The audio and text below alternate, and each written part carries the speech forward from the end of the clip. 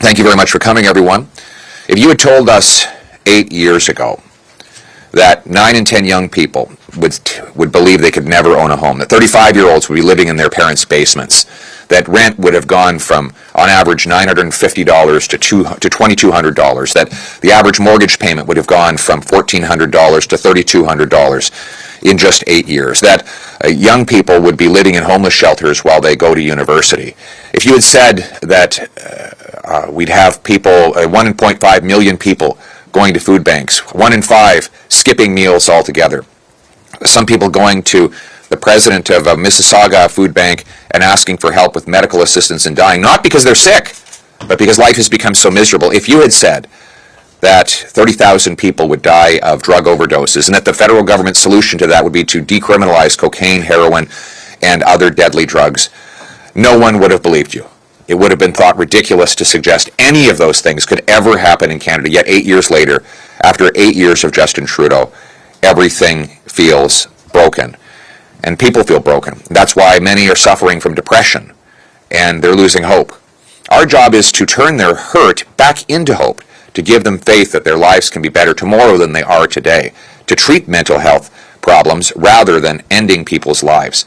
Yet the government says that in less than a year, it will be providing medical assistance in dying to people whose only condition is depression or mental illness. Experts tell us that depression and mental illness can come and go, that people can be suffering and desperate today, but a few months later, be thankful that they still have their lives and their families.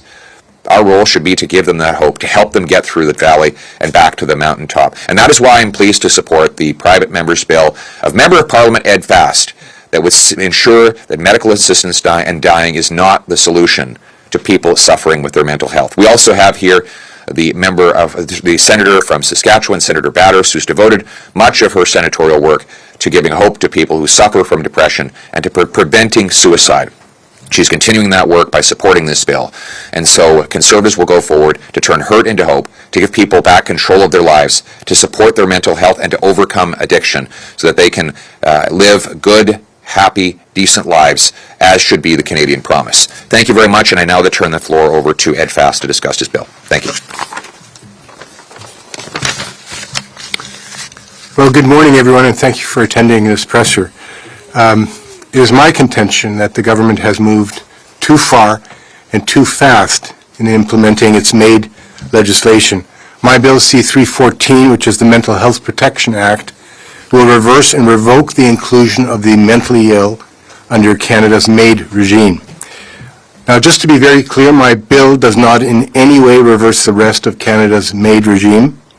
It is focused on protecting the most vulnerable Canadians, namely the mentally ill, who often have no one advocating for their interests. So just a little bit of context. You may recall when Bill C-14 was introduced and debated in 2016, many of us warned that Canada was treading upon a slippery slope that would quickly lead to those not at the end of their lives being included in Canada's MAID regime, placing Canada's most vulnerable groups at risk. And we were assured that our fears were unfounded. I still remember that debate. We were assured, your fears are unfounded, there's nothing to see here, don't worry and be happy. We were assured that MAID would remain an exceptional and extraordinary remedy for those experiencing intolerable and incurable pain at the end of their lives. Sadly, our fears were confirmed with the Truchon case and then the government's Bill C-7, which not only eliminated the foreseeability requirement, but extended MAID to the mentally ill. I note that the original Bill C-7 did not include mentally ill persons. In fact, the Justice Minister originally went to great lengths to explain why MAID should not be extended to the mentally ill. It was the Senate that inserted the mental health provisions into C-7, and the government accepted that amendment without protest. So let me be clear. There is no consensus across Canada that medically assisted suicide should be extended to the mentally ill. None. In fact, the government failed to engage in meaningful consultations with experts and mental health stakeholders on a variety of issues, including irremediability, competency, and the issue of suicidality. Neither did the government engage with Canadians broadly in a meaningful national discussion about what this new policy direction means for our country. Its only engagement was to strike an expert panel that was prohibited from examining the actual merits of MAID being extended to the mentally ill. All it did was tinkered around the edges with safeguards and professional standards, but it didn't address the merits of MAID being extended to the mentally ill.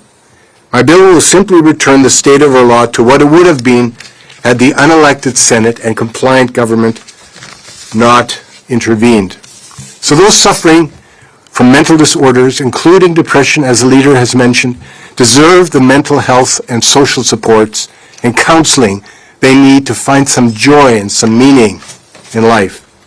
It is deeply concerning that this government appears to be inexorably moving from a culture of life to a culture of death. So my bill seeks to arrest that momentum and give the government and all Canadians time to reconsider the direction the government appears to be taking us when it comes to assisted suicide and euthanasia. Thank you very much.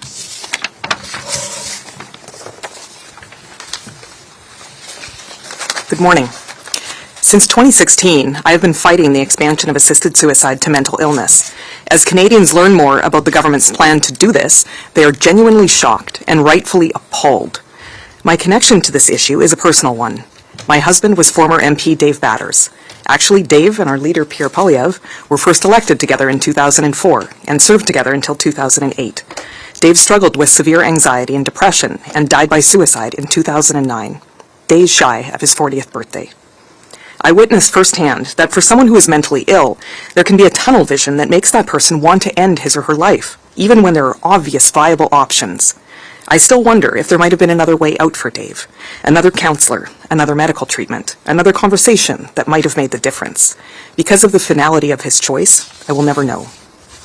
Suicidality is often a symptom of mental illness, and expanding assisted suicide to those with mental illness will deliver to them the lethal means to end their lives.